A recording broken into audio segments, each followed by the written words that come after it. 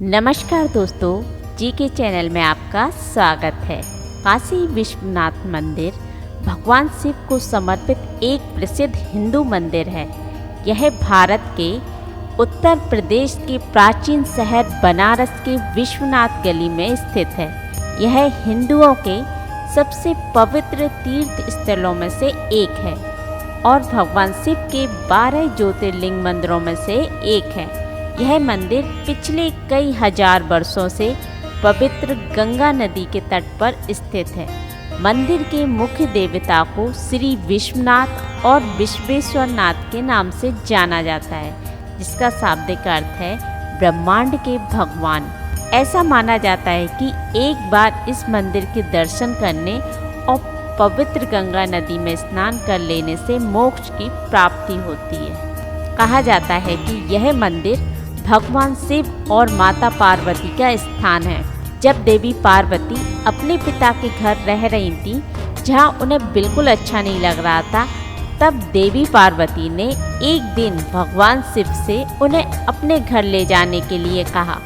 भगवान शिव ने देवी पार्वती की बात मानकर उन्हें काशी लेकर आए और यहाँ विश्वनाथ ज्योतिर्लिंग के रूप में खुद स्थापित हो गए। विश्वनाथ मंदिर का इतिहास हजारों साल पुराना माना जाता है। कहा जाता है कि इस मंदिर का दोबारा निर्माण 11वीं सदी में राजा हरिश्चंद्र ने करवाया था। इसके बाद करीब 125 साल तक वहां कोई मंदिर नहीं था। वर्तमान में जो बाबा विश्वनाथ मंदिर स्थित है, उसका निर्माण महारानी अहिल्याबाई होलकर ने 1780 में करवाया था। बाद में महाराजा रणजीत सिंह ने 1853 में 1000 किलोग्राम सोना दान दिया था। इस मंदिर में दर्शन करने के लिए आदि शंकराचार्य, संत एकनाथ, रामकृष्ण परमहंस, स्वामी विवेकानंद, महर्षि दयानंद, गोस्वामी तुलसीदास भी आए थे। विश्वनाथ मंदिर का प्रमुख शिवलिंग 60 सेंटीमीटर लंबा और 90 सेंटीमीटर की परिधि में है।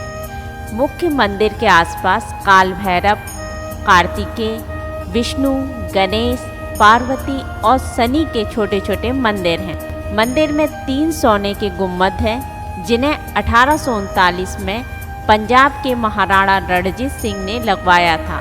मंदिर मस्जिद के बीच एक कुआं है, जिसे ज्ञानवापी कुआं कहा जाता है। शिव और काल भैरव की यह नगरी अद्भुत नगरी है, जिसे सप्तपुरियों में शामिल किया गया है। 2 नदियों वरुणा और असी के मध्य बसे होने के कारण इसका नाम वाराणसी पड़ा। चलिए दोस्तों, अब हम आपको बताएंगे इस तीर्थ से जुड़े हुए कुछ अद्भुत रहस्य। नंबर 1, कहते हैं कि गंगा किनारे बसी काशी नगरी भगवान शिव के त्रिशूल की नोक पर बसी है, जहां 12 ज्योतिर्लिंगों में से एक काशी विश्वनाथ विराजमान है। गंगा के तट पर धनुषाकारी बसी हुई यह काशी नगरी वास्तव में पाप नाशनी है और भगवान को यह नगरी अत्यंत प्रिय है। नंबर 2, पुराणों के अनुसार पहले यह भगवान विष्णु की पुरी थी, जहां श्री हरि के आनंद अश्रु गिरे थे और वहां बिंदु सरोवर बन गया था। और इसके बाद प्रभु यहाँ बिंदु माधव के नाम से प्रतिष्ठित हुए। महादेव को काशी इतनी अच्छी लगी कि उन्होंने इस पावनपुरी को विष्णु जी से अपने नित्य निवास के लिए मांग लिया। तब से काशी उनका निवास स्थान बन गई। काशी में हिंदुओं का पवित्र स्थान है काशी विश्वनाथ। कहते हैं कि विष्णु ने अपने चिंतन से यहाँ एक पुष्करणी का निर्माण किया और लगभग 50,000 वर्षों तक वे यहाँ घोर तपस्या करते रहे। भैरव शिव के गण और पार्वती के अनुचर माने जाते हैं। हिंदू देवताओं में भैरव का बहुत भी महत्व है। इन्हें काशी का कोतवाल कहा जाता है। काशी विश्वनाथ में दर्शन से पहले भैरव के दर्शन करने होते हैं, तभी दर्शन का महत्व माना जाता है। माना जाता है कि शिव के रुधिर से भैरव की उत्पत्ति हुई। बाद में उक्त रुधिर के 2 भाग हो गए, पहला बटुक भैरव और दूसरा काल भैरव। इसीलिए 2 भैरवों की पूजा का प्रचलन है।